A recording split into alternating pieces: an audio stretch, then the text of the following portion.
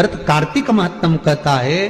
कार्तिक के महीने में सबसे बड़ा अगर व्रत का कोई नियम है तो केवल एक नियम सबसे बड़ा है, सुबह ब्रह्म मुहूर्त स्नान करना और दूसरा दीप लगाना, दिया प्रज्वलित करना, दीपक लगाना। दीप दान से बड़ा कार्तिक के महीने में कोई दान का वर्णन नहीं है जितना दीप दान का वर्णन।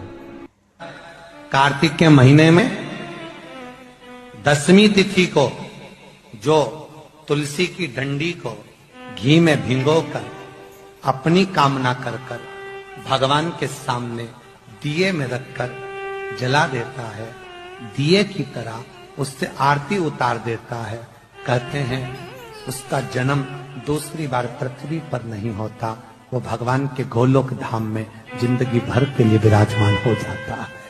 जी पूर्णिमा से लेकर कार्तिक की जो पूर्णिमा है उस बीच में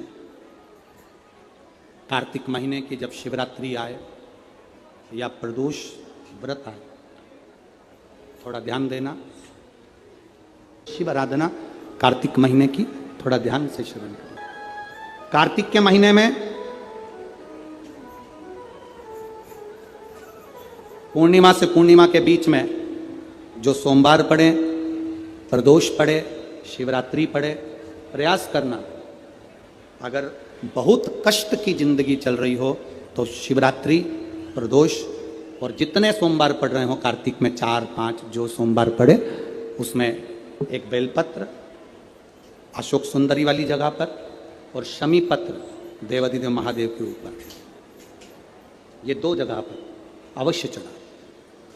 एक महीने में जितने सोमवार पड़ जाएं और प्रदोष पड़े और मासिक शिवरात्रि पड़े उसमें अवश्य चढ़ा। बेलपत्र कहाँ चढ़ाना है? जम के बोलो जरा। अशोक सुंदरी की जगह पर। और शमी पत्र कहाँ चढ़ाना है? देव अधिदेव महादेव के ऊपर।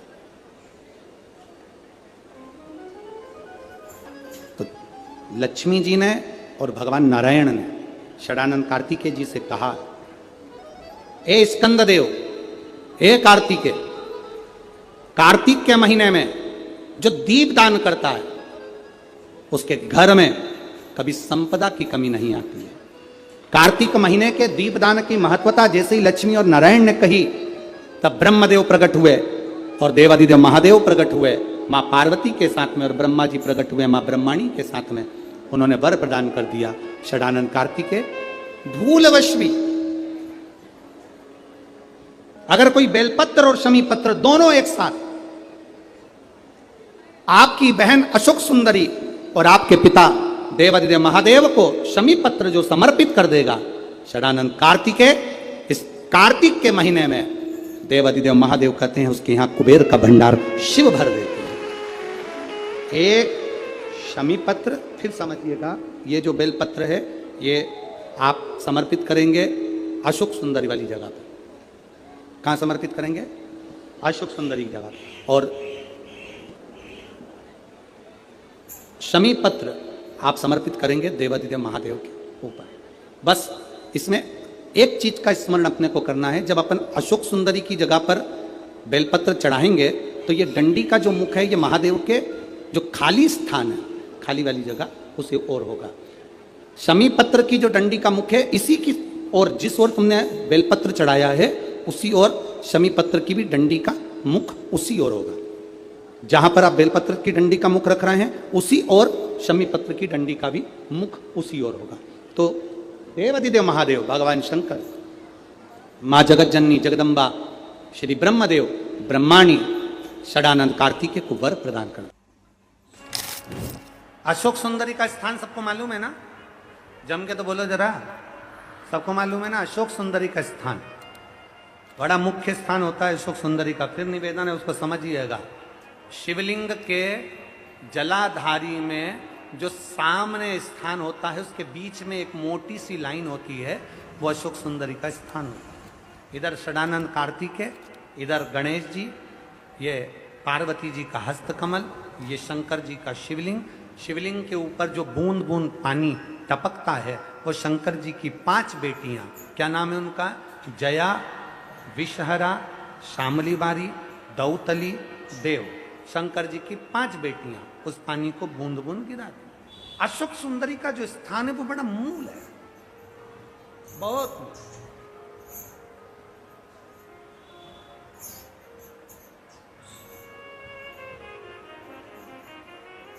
यहां तक कहेंगे हम,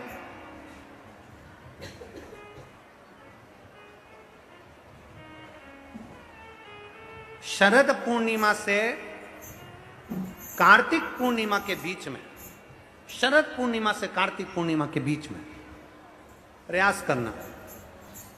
दुकान नहीं चल रही हो, व्यापार नहीं हो रहा हो, तकलीफें बहुत ज्यादा हो, घर में क्लेश जाता हो, अशांति ज्यादा हो, पैसे नहीं आ रहे हो, 1 रुपया कमा रहे 100 रुपये खर्च हो रहा है, बहुत टेंशन है, तो शरद पूर्णिमा से कार्तिक पूर्णिमा तक एक हल्दी और कुंकू, ये थोड़ा सा मंदिर में लेकर जाइए। हल्दी और कुंकू जरा जरा सा ले जाओ।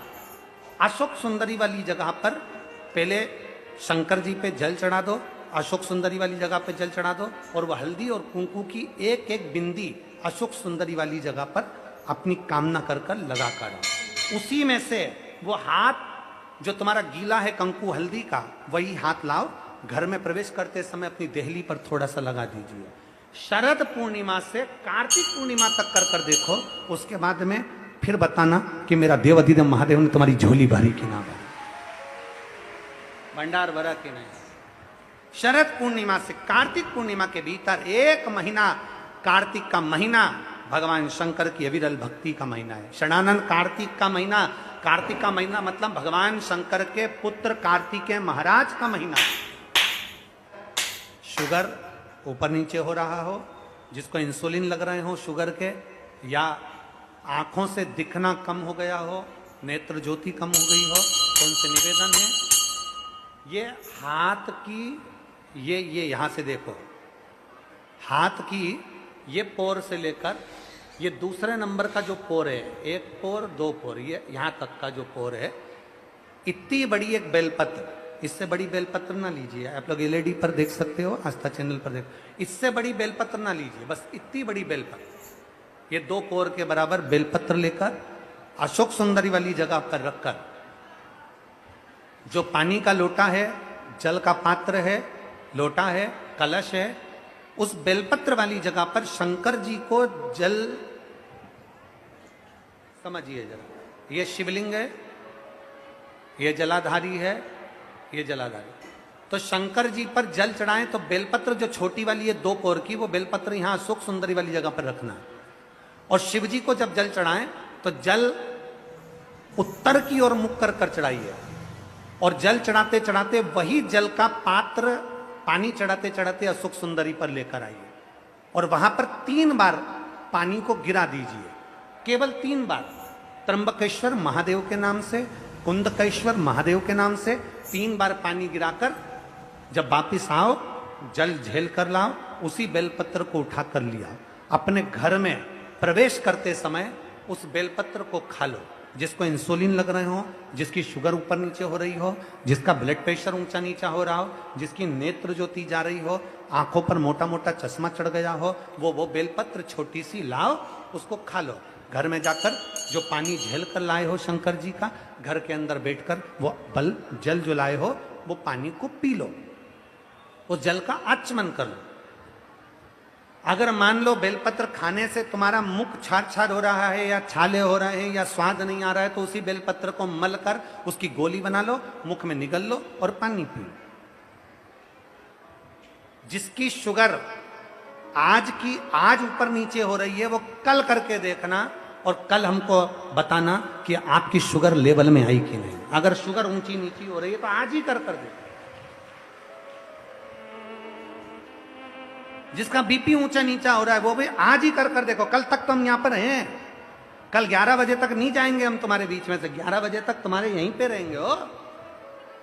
कल कर देखो कि हमारी बीपी गड़बड़ हो रही है, हमारी शुगर गड़बड़ हो रही है, ऊंची नीची हो रही है। एक बेलपत्र और की आकृति की अशोक सुंदरी वाली जगह पे चढ़ाकर उत्तर की ओर मुख कर कर जल चढ़ाते हुए वही पानी अशोक सुंदरी की ओर 3 बार गिराते हुए त्र्यंबक के नाम से, कुंदकेश्वर महादेव के नाम से, और वही बेलपत्र लेकर आ जाओ, पानी झेल कर लिया। बेलपत्र घर में प्रवेश करते करते उसको खा लीजिए, पानी घर में बैठकर आचमन कर लीजिए, बाबा देवाधिदेव महादेव कुंदकेश्वर का नाम लीजिए, मेरा कुंदकेश्वर महादेव आपको सुरक्षा अवश्य प्रदान हर करें। हर महादेव। श्री शिवाय नमस्तुभ्यम। सभी शिव भक्तों के लिए हर हर महादेव।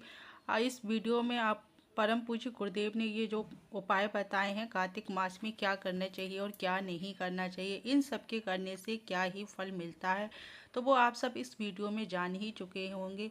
तो आप भी इन उपायों को कीजिए ताकि आपकी सभी मनोकामनाएं पूर्ण हो, धन्य धान्य की कमी हो तो वो भी पूरी हो जाए, आपका कोई भी कार्य रुका हुआ हो वो भी संपन्न हो जाए, ऐसा गुरुदेव ने बताया है।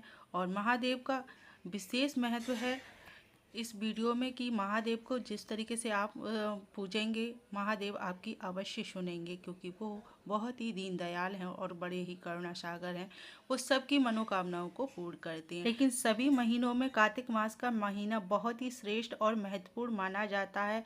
इसमें तुलसी जी को विशेष माना जाता है। आप तुलसी के नीचे दीपक जलाएं या फिर आंवले के पेड़ के नीचे या फिर बेलपत्र के पेड़ के नीचे या बर के नीचे, इनमें से अगर कोई ना हो तो सुबह अपने मंदिर में ही दीपक जलाएं या महादेव को मंदिर में जाकर जलाएं। ऐसा करने से सभी मनोकामनाएं पूर्ण हो जाती हैं। और कार्तिक मास में ये नियम आप ज़रूर अपनाएं तो आपकी सभी मनोकामनाएं पूर्ण हो जाएंगी। आप भगवान शिव के सच्चे भक्त हैं तो कमेंट्स में हर हर महादेव या श्री शिवाय नमस्तुभ्यम अवश्य लिखें। भगवान शिव की आप पर कृपा बनी रहेगी। आप हमारे चैनल पर पहली बार आएँ तो चैनल को सब्सक्राइब जरूर कर लें ताकि आपके लिए सबसे पहले वीडियो हमारी पहुंच सके।